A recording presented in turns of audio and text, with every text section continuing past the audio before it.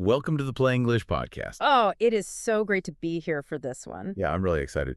Today, we are looking at the hard math that proves why trying to memorize the dictionary is like the exact reason you freeze up when trying to speak a new language. Exactly. It's that classic freeze response. Right. So if you have ever experienced that sheer, unadulterated panic, the sweaty palms, the racing heart, that blank stare when a native speaker asks you a super simple question, well, this deep dive is definitely for you.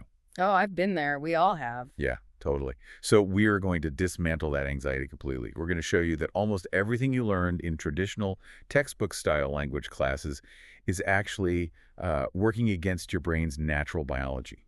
It is a profound relief to actually look at the data on this. And the assumption we make in that terrifying second is always a personal one, right? We think, oh, I haven't studied hard enough. I need more flashcards. Right. I just need to try harder. Exactly. But the research points to a completely different culprit. We have been conditioned to approach language learning from this really mechanical academic standpoint, and that effectively destroys our ability to just connect with other human beings in real time.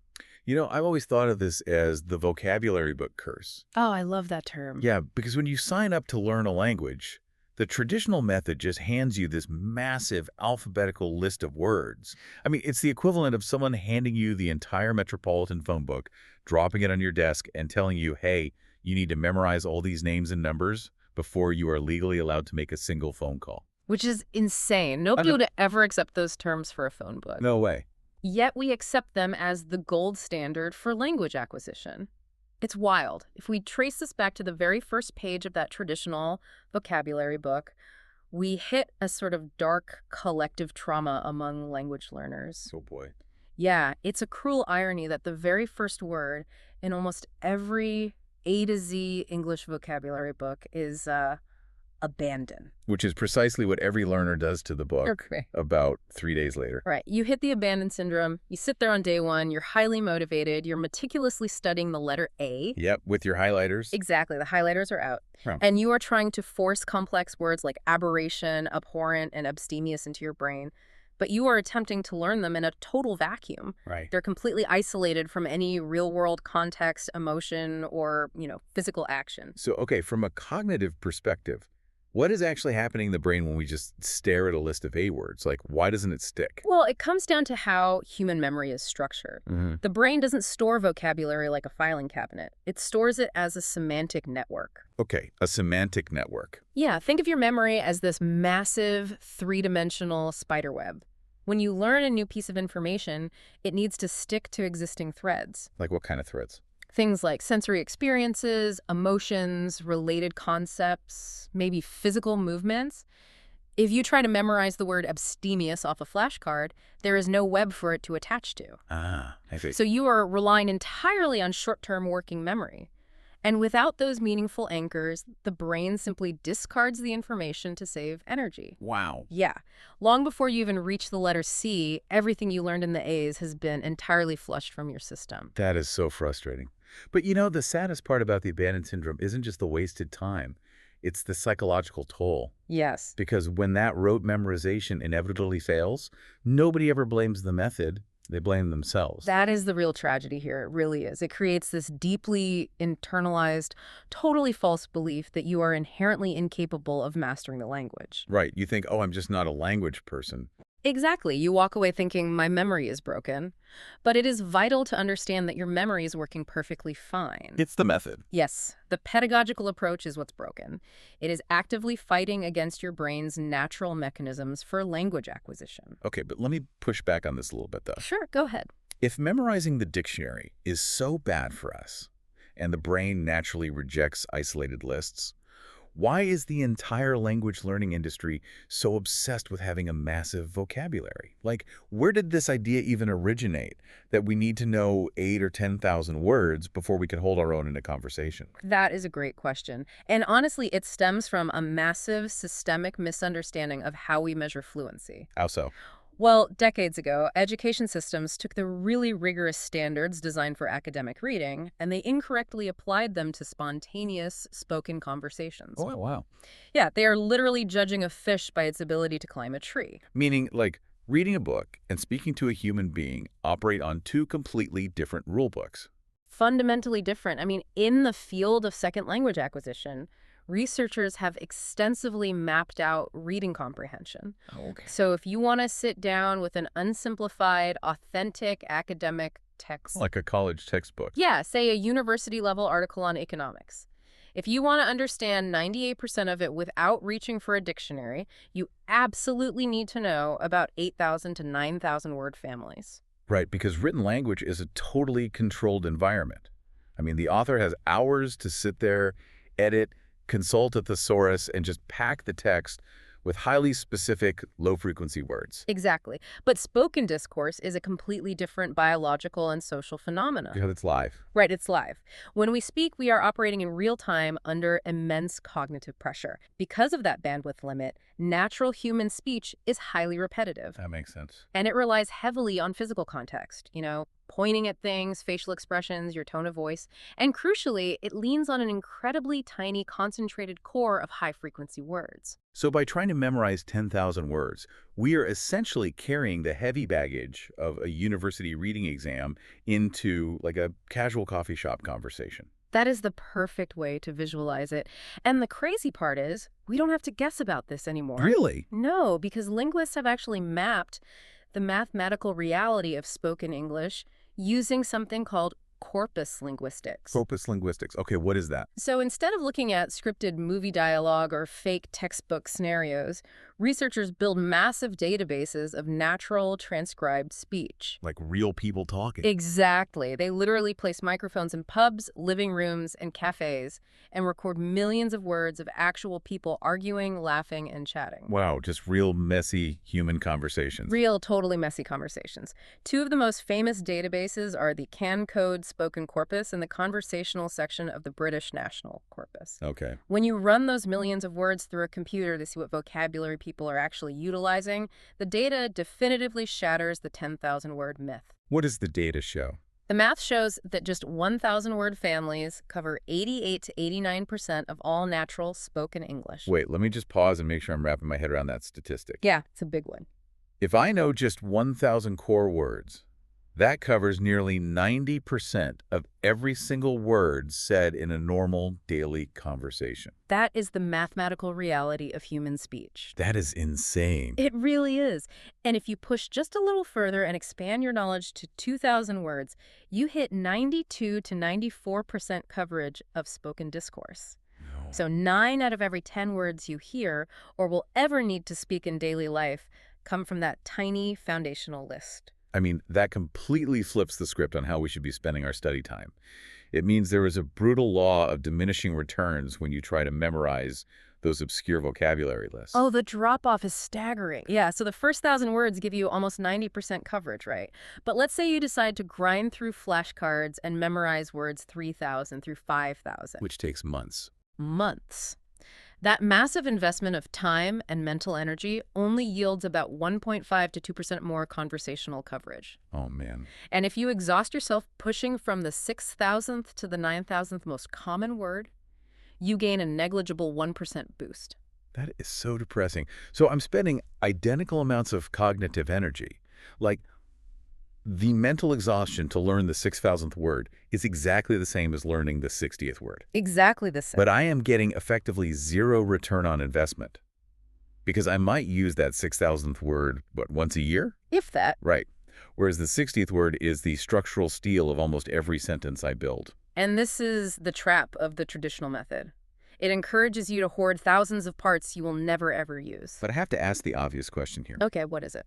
If 1,000 words is enough for almost 90% of a conversation, and most people who have studied a language for a year or two already know those basic words. Which they do. Right. So why do they still freeze up? If I have the core vocabulary in my brain right now, shouldn't I be completely fluent? That brings us to the most critical distinction in language learning. The difference between vocabulary breadth and vocabulary depth. Breadth versus depth. Okay. Knowing that a word exists on a flashcard is absolutely not the same thing as knowing how to wield it in real time. Break down that difference for me. How does breadth differ from depth? Okay, so breadth, or vocabulary size, is knowing 8,000 words superficially. Like memorization. Right. You see a complex word, and you can instantly link it to the direct translation in your native language. It's a surface-level one-to-one match. Okay. That breadth is great for passing a multiple-choice written test, but it is terrible for spontaneous speaking. Because in a spontaneous conversation, my brain is just doing a frantic database search for direct translations, which is way too slow. Precisely. It's too slow. Yeah. Depth, on the other hand, is the quality and flexibility of your knowledge. Quality over quantity. Yes. It's not just knowing the primary translation of a word. It's knowing its pronunciation intimately, its understanding its multiple meanings, its emotional metaphors, and its collocations. Collocations. Yeah, which are basically the habits of words. For example, vocabulary depth is knowing instinctively that in English, we make a mistake, we don't do a mistake. Ah, okay.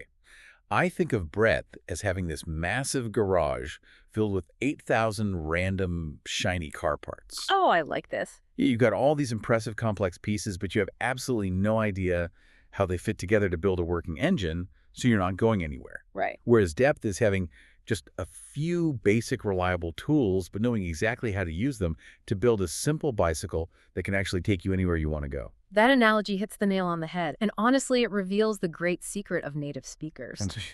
Native speakers don't sound incredibly fluent because they use massive academic words. They sound fluent because they leverage extreme depth of simple, foundational Anglo-Saxon words. Yeah, these are the oldest, earthiest words in the language. Words like get, take, make, go, stuck, hard. Native speakers use those core tools to build idioms, phrasal verbs, and spatial metaphors that express incredibly complex, nuanced states of being. But when a learner operates purely on a breadth mindset, they ignore those simple tools. Completely. They feel like using basic words is a sign of stupidity, so they reach for the shiny, complicated car part instead. And that reach is exactly what triggers the freeze. Really? Yes. In the science of second language acquisition, this freezing phenomenon is formally called foreign language classroom anxiety, or FLCA. FLCA. Right. Let's look at the biology of it. When you operate on a breadth mindset, you stop the natural flow of your speech to search your mental database for a highly specific, obscure word. You think, I can't just say pay, I must say remuneration. So my brain is actively rejecting the easy path. Yes, and by rejecting the easy path, your cognitive load maxes out. Uh-oh. Yeah, your working memory is a finite resource. When you force it to dig for a low-frequency word, it starts dropping other essential tasks, like grammar and pronunciation. Wow. At that exact moment, the autonomic nervous system senses failure. The amygdala fires, triggering a fear of negative judgment. Your mind goes completely blank, and you literally freeze. That is wild. The anxiety scales used by researchers measure exactly this. Students describe this agonizing sensation where their minds just empty out entirely. And all because they thought they needed a fancier word. Yes. The tools were sitting right there, but they self-silenced because of this false narrative that human emotional depth requires academic lexical complexity. It is a tragic miscalculation, and it completely ignores the history of the English language. How so? Well, we have this massive influx of complex Latin-based words, often called Latinate words, which entered the language through academia, science, and law. Right. They are precise, but they are sterile.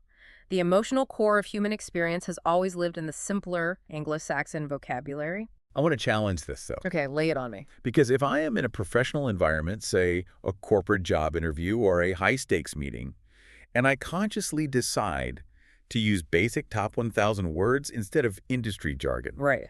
won't my boss or my peers just think I'm uneducated? Like, doesn't the professional world demand that Latinate complexity? It is a really common fear, but it's a huge misunderstanding of what actually influences people. Really? Yes. True power and genuine emotional intelligence are demonstrated by making complex concepts feel accessible and human. When you use overly complex jargon, you aren't communicating, you are signaling status. You are putting up a wall. So to break down that wall, we apply what we call the subtractive formula. The subtractive formula. So we are intentionally removing the textbook jargon and substituting it with the human element. Exactly. The rule is straightforward. You intentionally subtract complex, low-frequency Latinate words and replace them with high-frequency, high-depth core vocabulary. Okay, let's hear an example. Let's look at how this changes the actual acoustics and emotional resonance of a conversation. Imagine scenario 1, the career crisis. Okay, I'm ready. Let's say you're at a cafe with a close friend. You make a great salary, but you absolutely hate your job and feel totally alienated. Right, okay. So if I am stuck in the traditional textbook mindset, my brain is going to try to translate my sophisticated adult frustration directly into high-register English. Go for it. I might attempt to say something like, the remuneration is highly substantial, but I suffer from profound existential dread. Okay, think about the acoustic rhythm of that sentence. Remuneration. Substantial. Existential. Very stiff. Those long Latinate suffixes create a staccato rhythm that destroys conversational flow and emotionally. It's clinical data. Yeah, if a friend said that to me over coffee, I would feel zero empathy for them. It sounds like a medical diagnosis. Furthermore, the cognitive load required to retrieve remuneration and existential dread in real time is massive. You'll likely stumble on the pronunciation, trigger that FLCA anxiety loop, and freeze before you even finish the sentence. Yeah, absolutely. So let's apply the subtractive formula. How do we express that exact same complex career crisis using only the top 1,000 words? Okay, if I subtract the jargon and lean on the depth of core words, I would say, the money is really good, but I just feel dead inside. I'm stuck in a golden cage. Wow. Notice the shift in the atmosphere when you use those words. Money, good, dead, inside, stuck. It's totally different. These are fundamental A1 level vocabulary words. But look at the depth. Combining dead and inside creates a visceral, spatial metaphor for a loss of purpose that is infinitely more piercing to the listener than existential dread. And stuck in a golden cage. I mean, stuck is such a basic physical descriptor, but it perfectly captures the psychological paralysis of a career you can't leave. Exactly. It instantly bridges the gap between you and the listener. Now let's try scenario 2, romantic connection. Oh, the highest stakes. You are with someone, and you want to tell them how deeply comfortable and valued you feel in their presence. The textbook mindset rears its ugly head, terrified of vulnerability, and tries to sound sophisticated. What do they say? They say, our interpersonal synergy is truly unprecedented. That is fantastic. If you use the phrase interpersonal synergy on a date, you are going to remain single forever, regardless of how many languages you speak. It's true. It sounds like you are pitching a corporate merger. It's humorous, but it highlights a very real defense mechanism. The ego-driven desire to sound smart actively destroys intimacy. Wow, yeah. Artificial distance is created when you use sterile spatial words like synergy or unprecedented. If we want true human connection, we have to embrace the vulnerability of simplicity. So using the subtractive formula, relying only on the top 500 words, what does that ultimate declaration of intimacy sound like? It sounds like this. Everything is just easy. I feel completely safe. You really see me. Wow. You really see me. It is the ultimate demonstration of vocabulary depth. See is one of the most frequent basic verbs in the English language. Right. But in this context has absolutely nothing to do with physical vision. It is communicating profound psychological recognition. You are saying, you recognize my true self, flaws and all, and you accept me. Deep, enduring intimacy achieved with the absolute most basic vocabulary available. And the word easy functions the same way. I mean, in a world full of complicated, exhausting relationships, calling a connection easy is the highest possible compliment. And safe bypasses the intellect entirely and hits the absolute base tier of human survival needs. When you communicate this way, the emotional truth is delivered with maximum impact and zero linguistic interference. You don't stumble, you don't freeze, you just connect. Bringing this all together, this really represents a fundamental paradigm shift in how you should approach language learning, starting the minute this deep dive ends. Absolutely. You have to stop torturing yourself with the vocabulary book curse. You do not need to hoard 10,000 words to be profound.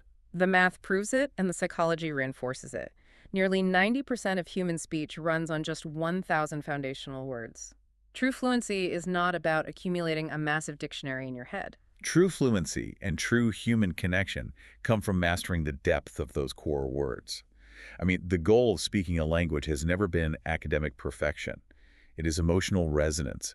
It's about letting people in. Which actually brings up a fascinating, slightly provocative question to consider even when we are speaking our own native languages. Okay, what is it? If the absolute deepest, most profound moments of human love, despair, and connection rely almost entirely on the 500 most basic words we possess, Yeah. what are we really hiding behind when we choose to use overly complex jargon? Are big words just a shield we deploy to keep people at a safe distance? Man, that is a phenomenal question to chew on. Are we building bridges or are we just using a dictionary to build walls? Think about that the next time you find yourself reaching for a complicated word when a simple, honest one is sitting right there, waiting to be used. Remember to like and subscribe to support the channel. That means a lot to us.